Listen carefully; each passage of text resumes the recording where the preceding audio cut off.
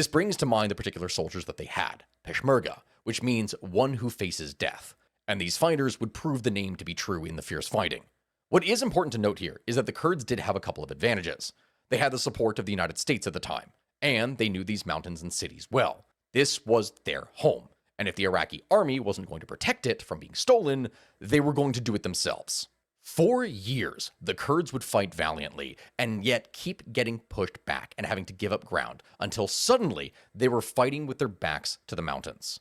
And that is where the Peshmerga have always done their best when it comes to fighting. Between a combination of American weapons arriving for the Peshmerga and American airstrikes punishing the Islamic State forces, combined with the fact that now the Kurds were fighting to save their own homes, they were eventually able to push back the Islamic State fighters and regain control of the country. It turns out that once a competent fighting force is under siege in their own territory that they are extremely familiar with, lightning-fast surprise attacks don't really have as much punch as they once did.